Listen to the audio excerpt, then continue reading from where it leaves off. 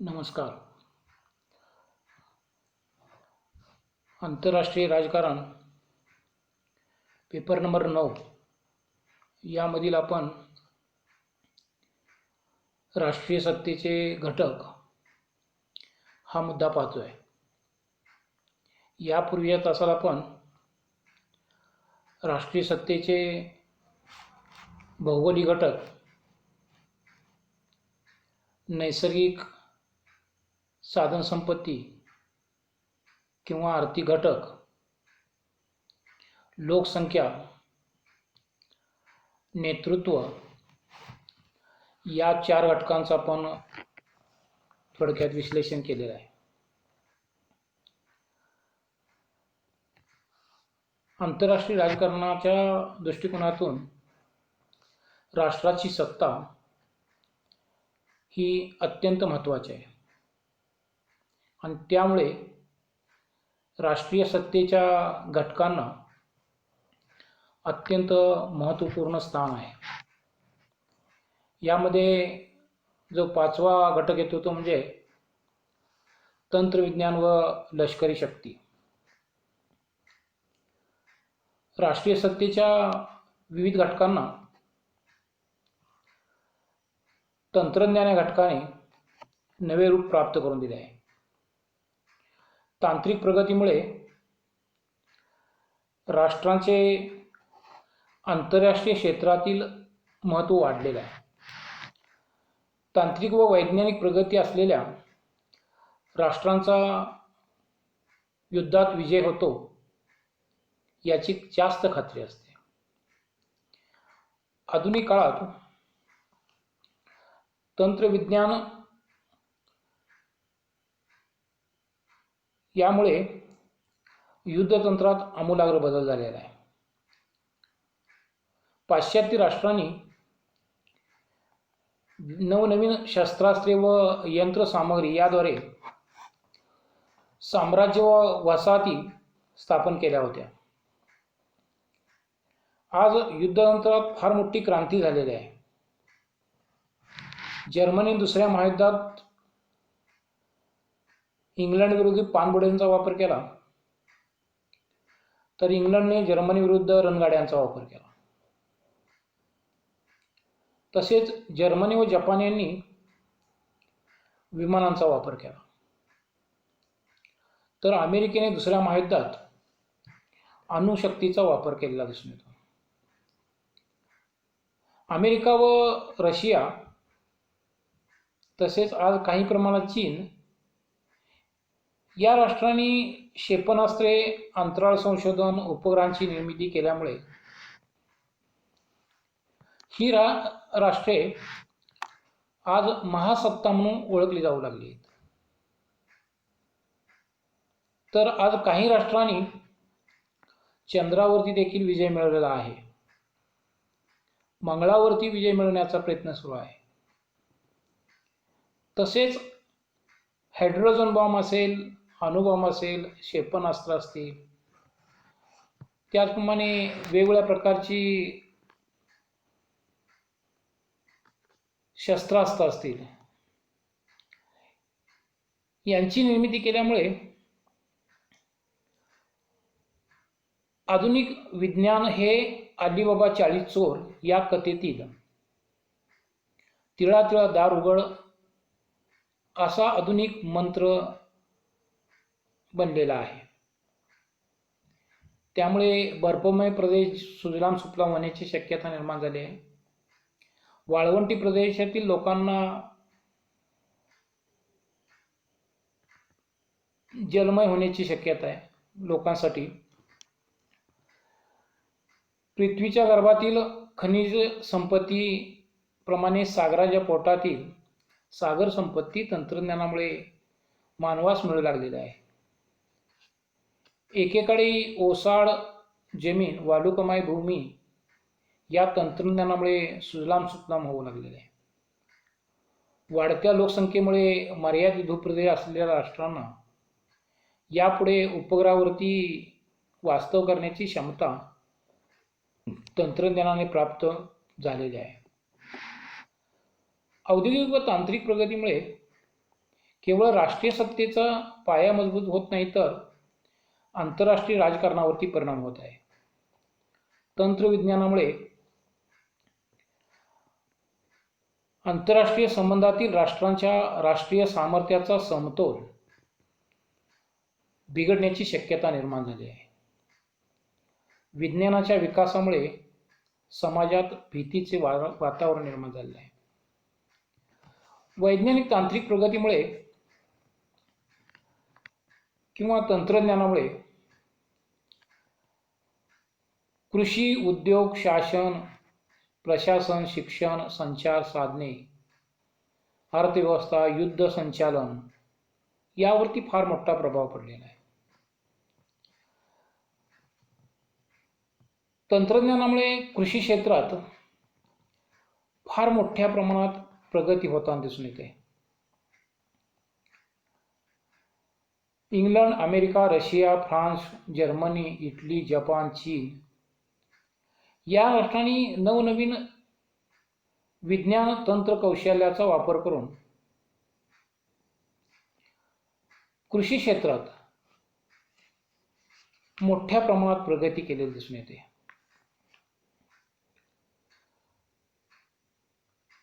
तांत्रिक वैज्ञानिक विकासामुळे कीटकनाशके निर्माण झाली, त्यामुळे मृत्यूदर कमी होऊन लोकसंख्या वाढलेली आहे.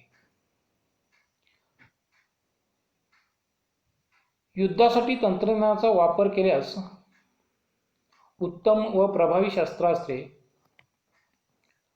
रणगाडे, नवीन मिसाईल्स, नवनवीन अस्त्रे, अण्वस्त्रे, तोफा, रणगाडे, विमाने, रासायनिक व जैविक स्वरूपाची शस्त्रे यांची निर्मिती होऊन राष्ट्रीय सत्ता अधिक शक्तिशाली बनलेली आहे. त्याचबरोबर शस्त्रास्त्रांच्या उत्पन्नात वाढ झालेली दिसून येते. तंत्रज्ञानाच्या साहाय्याने राष्ट्राला भरपूर व उच्च दर्जाचे उत्पादन प्राप्त होताना दिसून येते.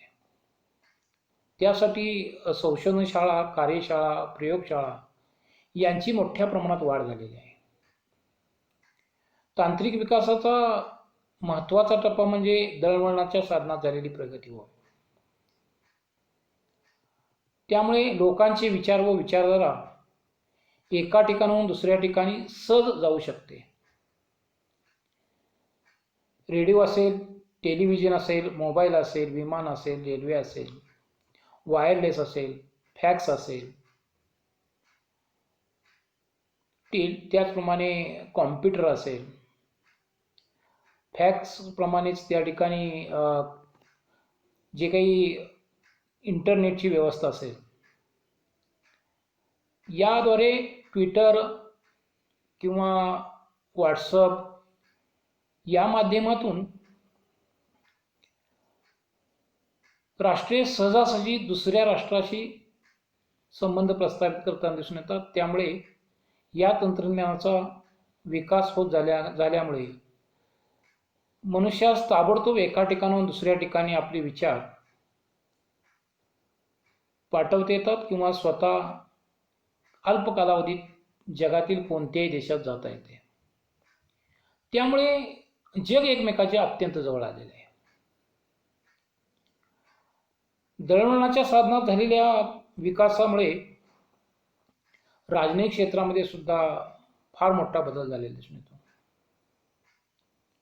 तांत्रिक विकासामुळे परराष्ट्र धोरणावरती परिणाम होताना दिसून येतो.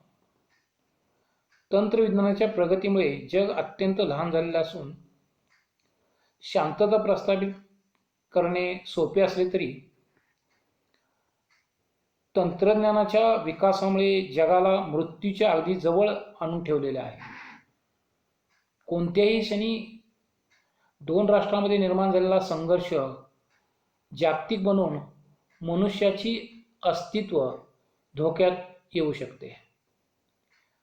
राष्ट्रीय सत्तेचा तंत्रज्ञान या घटकाचं महत्त्व पूर्वीपासूनच आहे.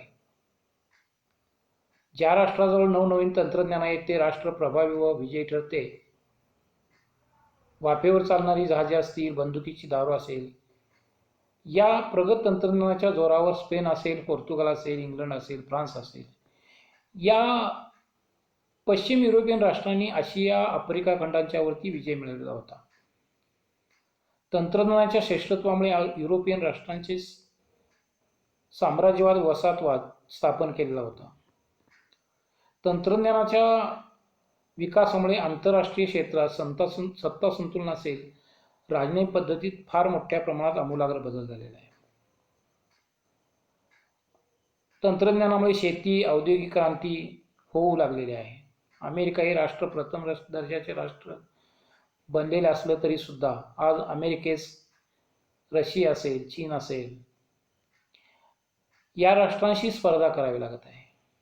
त्यामुळे आंतरराष्ट्रीय क्षेत्रात, आंतरराष्ट्रीय सत्ता सामर्थ्यात बदल करणारा घटक म्हणून किंवा प्रभावी घटक म्हणून तंत्रज्ञानाचा उल्लेख करावा लागेल. पुढचा जो घटक आहे तो 6वा, तो म्हणजे विचारधारा. विचारधारा ही विश्वासाची एक पद्धती आहे. ती राजकीय किंवा अराजकीय स्वरूपाची असू शकते. विचारधारा राज्यामध्ये भेद निर्माण करते. युद्ध व संघर्षाचे कारण देखील विचारधारा बनू शकते. प्रत्येक राष्ट्राला आपली विचारधारा असते. ऐतिहासिक प्रेरणा, मूल्ये, परंपरा, नैतिक, धार्मिक विचार इत्यादी माध्यमांच्या मधून विचारधारा घडत असते. उदाहरणार्थ भारतात अलिप्ततावाद, पंचशील तत्वे यामुळे 19व्या शतकात विचारधारेचे शतक मानलं जातं. ब्रिटन, फ्रान्स, अमेरिका, रशिया, चीन, जर्मनी ही राष्ट्रे विचारधारेत आघाडीवर होती. विचारधारा हा शब्दप्रयोग प्रथम ट्रेसी या विचारवंतांनी मांडला. काही विचारवंत या शब्दाचे जनकत्व नेपोलियन व बेंथम या विचारवंतांना देतात. विचारधारा प्रत्येक शतकात निर्माण झालेली असली तरी आजच्या इतके महत्त्व पूर्वी कधीही विचारधारेस प्राप्त झालेले नव्हते. प्रोफेसर स्वायडर विल्सन यांच्या मते विचारधारा जीवन, समाज, सामाजिक, धार्मिक, राजकीय घोषवाक्यांनी किंवा युद्धातील घोषवाक्यांनी निर्माण होते व त्याचा सतत प्रयोग केल्याने तेथील समाजाच्या, राष्ट्राच्या मुख्य विश्वासप्रिय सिद्धांत बनतो. उदाहरणार्थ फॅसिझम, समाजवाद, अलिप्ततावाद, लोकशाही, हुकुमशाही, कल्याणकारी, गांधीवादी अशा वेगवेगळ्या आर्थिक, राजकीय, धार्मिक, सामाजिक विचारांचा समावेश होतो. विचारधारेचे 3 प्रकार आहेत. मॉर्गन यांनी विचारधारेचे 3 प्रकार सांगितले. त्यामध्ये पहिली विचारधारा म्हणजे यथास्थितीची विचारधारा. यथास्थितीची विचारधारा म्हणजे शांतता व आंतरराष्ट्रीय कायदे पालनाची विचारधारा होय.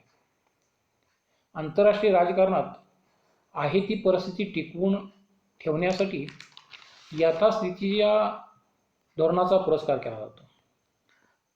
शक्तीमध्ये वाढ करू इच्छिणारी राष्ट्रे यथास्थितीच्या धोरणाचा पुरस्कार करतात, कारण त्या राष्ट्रांना आपल्या शक्तीमध्ये वाढ करावायची असते.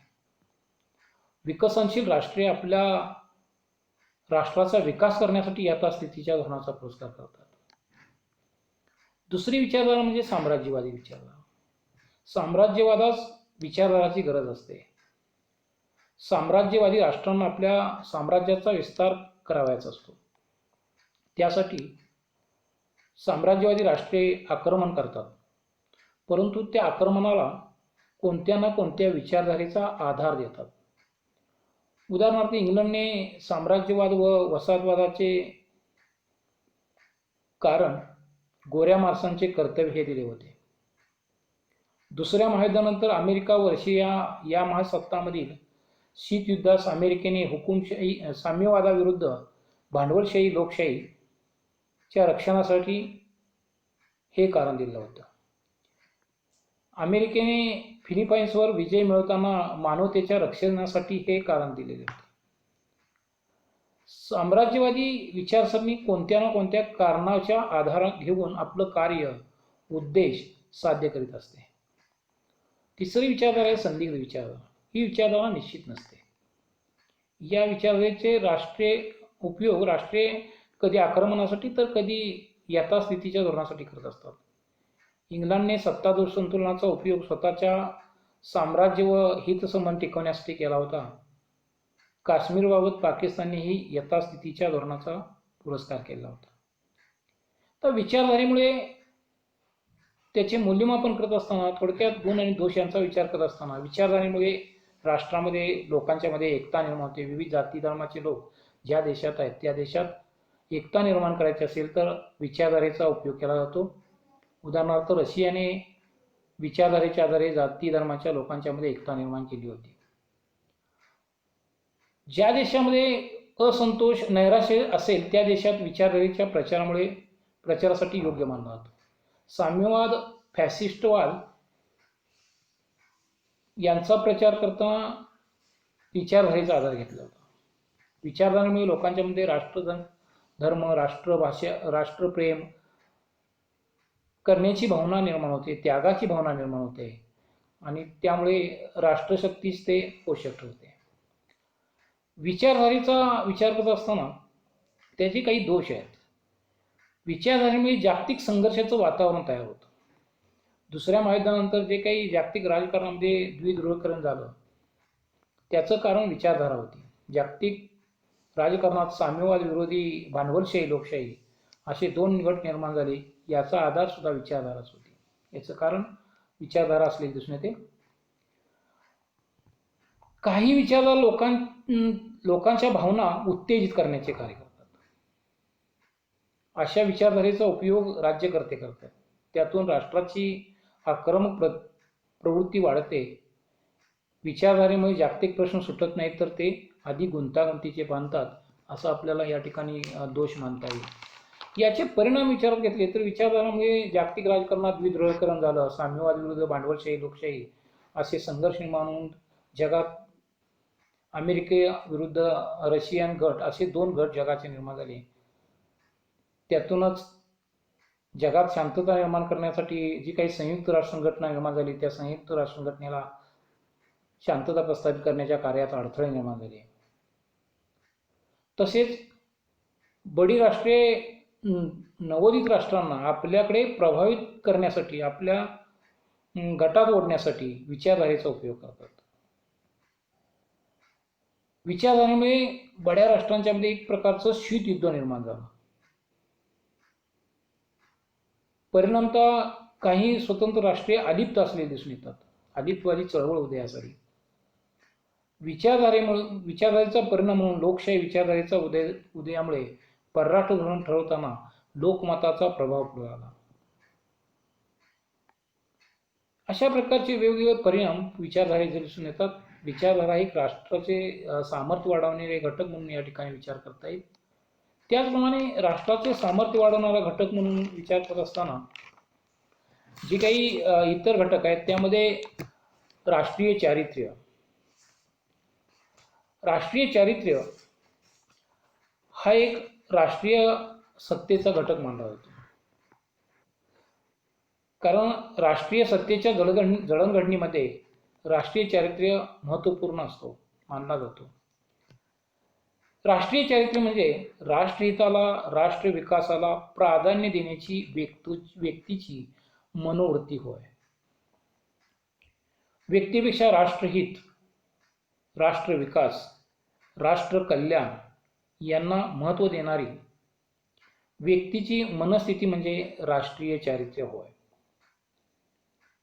म्हणजे राष्ट्र विकासाला राष्ट्रीय कल्याणाला व्यक्ती महत्त्व देते म्हणजेच त्यातून राष्ट्रीय चारित्र्य निर्माण होत असते. राष्ट्रीय चारित्र्य निर्माण होण्यासाठी राष्ट्रातील प्रत्येक नागरिकात राष्ट्रप्रेम राष्ट्राभिमान राष्ट्रसेवा या गुणांची आवश्यकता असते आणि त्यासाठी प्रत्येक व्यक्तीच्या ठिकाणी स्वार्थत्याग सेवा शौर्य प्रेम, श्रद्धा, बंधुभाव, सहिष्णुता, नैतिकता असणे म्हणजेच राष्ट्रीय चारित्र्य होय. राष्ट्रीय चारित्र्यामुळे राष्ट्राचे संरक्षण होऊन आंतरराष्ट्रीय क्षेत्रात राष्ट्राची पतप्रतिष्ठा व आणि महत्त्व वाढते. राष्ट्रातील सर्व नागरिकांना जेवढ्या जास्त प्रमाणात राष्ट्राविषयी निष्ठा, श्रद्धा आणि प्रेम प्राप्त होते, तेवढ्या जास्त प्रमाणात राष्ट्रीय चारित्र्याचे आविष्करण म्हणजे प्रकटीकरण होत असते. आंतरराष्ट्रीय क्षेत्रात काही राष्ट्रांची राष्ट्रीय चारित्र्याची गुणवत्ता तपासून पाहिली तर असे म्हणता येईल की ब्रिटिश लोक राष्ट्रप्रेमी व व्यवहारज्ञानी आहेत. अमेरिकन लोक कृतीप्रवण व कार्यक्षम आहेत. भारतीय लोक शांततावादी, मानवतावादी व सहिष्णुतावादी आहेत. अशा प्रकारे राष्ट्राच्या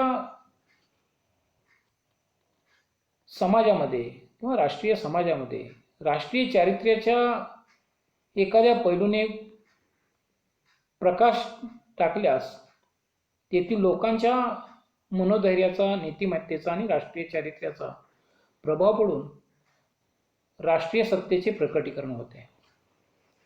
दुसऱ्या महायुद्धाच्या काळात ब्रिटिश जनतेचे मनोधैर्य, राष्ट्रप्रेम आणि त्याग यांचा विजय झाला होता. तर दुसरं उदाहरण देता येईल की दुसऱ्या महायुद्धानंतर बेचिराख झालेला जपानी नागरिकांच्या मनोधैर्यामुळे, उद्योगशीलतेमुळे फिनिक्स पक्षाप्रमाणे पुन्हा जिवंत झाला, प्रगतीपथावर गेला. थोडक्यात राष्ट्रीय चारित्र्य यामुळे राष्ट्रीय सत्ता प्रबळ, प्रभावी होत असते असे म्हणता येईल. राष्ट्रीय सत्तेचा पुढील घटक म्हणजे राष्ट्रीय मनोधैर्य, मनोबल, मनोधैर्य. मनोधैर्य म्हणजे जेव्हा परकीय आक्रमणामुळे किंवा नैसर्गिक कारणाने, त्यामध्ये भूकंप असेल, पूर असेल, दुष्काळ असेल, अग्नी भडकलेले असेल, अशा संकट काळात मनोधैर्य महत्त्वपूर्ण ठरते. या संकट काळात जनजागृती होऊन लोकांना संघटित करून संकटावर व आक्रमणावर एकत्रितरित्या प्रतिकार करण्याचे कार्य मनोधैर्यामुळे होते. पामर व पार्किन्सन यांच्या मते राष्ट्रीय मनोधैर्यामुळे राष्ट्रातील नागरिक अधिक प्रेरित होऊन त्याग करण्यासाठी, संघर्ष करण्यासाठी तयार होतात. व्यक्तिगत मतभेद दूर ठेवून राष्ट्रसेवेसाठी, राष्ट्र बलिदान करण्यासाठी प्रवृत्त होतात. त्यामुळे विजयाची खात्री मिळते. मनोधैर्याचा किंवा नीतिमत्तेचा विकास राष्ट्रीय चारित्र्यामुळे होतो. राष्ट्रीय मनोधैर्य देशभक्ती, देशप्रेम या नावाने संबोधले जाते. राष्ट्राच्या सुरक्षिततेसाठी राष्ट्राची आवश्यकता व राष्ट्राच्या विकासासाठी राष्ट्रीय मनोधैर्याची नितांत गरज असते. सैन्यासाठी राष्ट्रीय मनोधैर्याची आवश्यकता असते. राष्ट्रासाठी, राष्ट्राच्या सुरक्षिततेसाठी सैनिकांचे मनोबल, मनोधैर्य प्रभावी असावे लागते. युद्धाच्या प्रसंगी राष्ट्रीय मनोधैर्य प्रकट होत असते. राष्ट्रीय नेत्यांनी केलेल्या घोषवाक्यांना देखील राष्ट्रीय मनोधैर्य वाढवण्यास प्रेरित ठरू शकते. उदाहरणार्थ, महात्मा गांधी ब्रिटिशांच्या विरोधात चलो जाओ ही घोषणा केली. सुभाषचंद्र बोस यांनी तुम मुझे खून दो मैं तुम्हें आजादी दूंगा ही घोषवाक्य दिली. अशा घोषवाक्यांच्यामुळे राष्ट्रीय मनोधैर्य वाढते. राष्ट्रीय नीतिमत्ता संकट काळात सिद्ध होत असते. सैन्य आणि पराभवामुळे राष्ट्रीय नीतिधैर्य गमवून बसले जाते. केवळ राष्ट्रात मोठी महासत्ता आहे म्हणून राष्ट्रीय नीतिधैर्य अधिक असते असं म्हणता येणार नाही. ओसामा बिन लादेन यांनी वर्ल्ड ट्रेड सेंटरवर हल्ला केला त्यावेळेला अमेरिकन राष्ट्रातील नागरिकांचे मनोधैर्य खचल्याचे दिसून येत होते.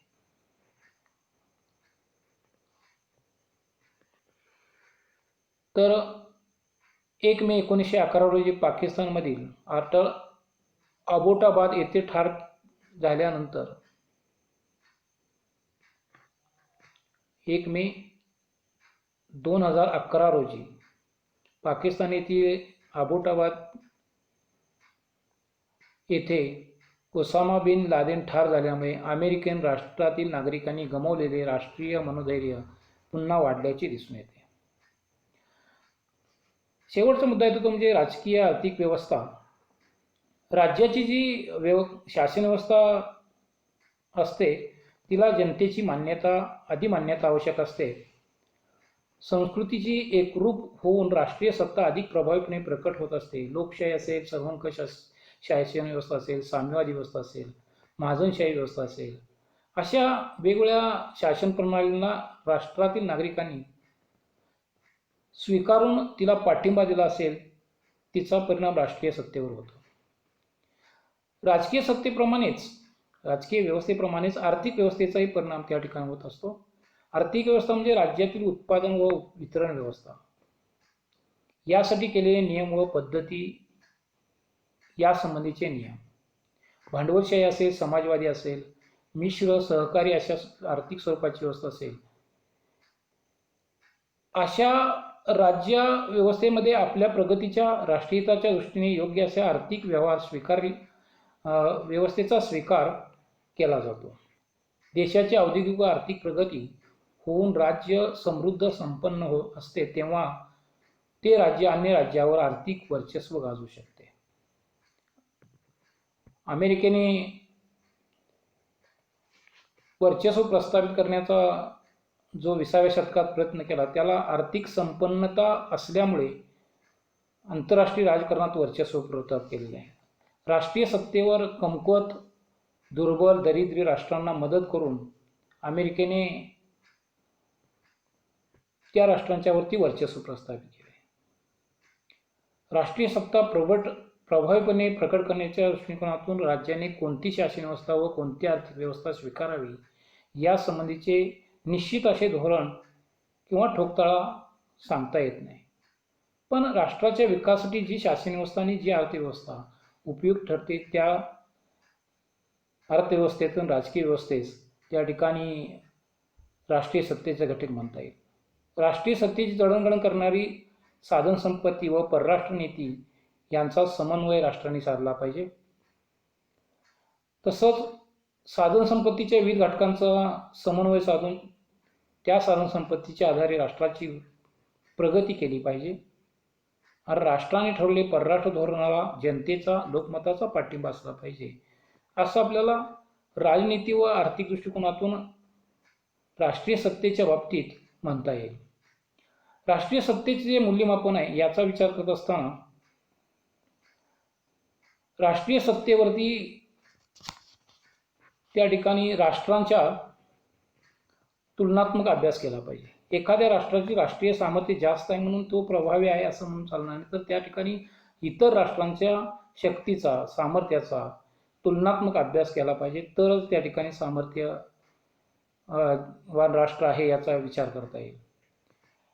एखाद्या राष्ट्र आपल्याला मिळवलेली सत्ता व तिचे श्रेष्ठत्व कायमस्वरूपी आहे असे मानून चालणार नाही, तर ती काळाच्या ओघात कमी अधिक जास्त होत असते.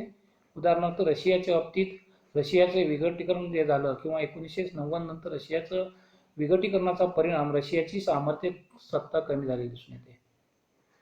राष्ट्रीय सत्तेच्या मूल्यमापन करत असताना राष्ट्रीय सत्तेच्या सर्व घटकांचा समतोलात्मक दृष्टिकोनातून विचार करणं आवश्यक आहे. एखाद्या घटकामुळे राष्ट्रीय सत्तेचं फार मोठं प्रभाव होतं आणि इतर घटकांना कोणत्याही प्रकारचं महत्त्व नाही असं नसतं, तर सर्व राष्ट्रीय सत्तेच्या घटकांचा विचार राष्ट्रीय सत्तेच्या दृष्टिकोनातून व्हावा असं आपल्याला म्हणता येईल.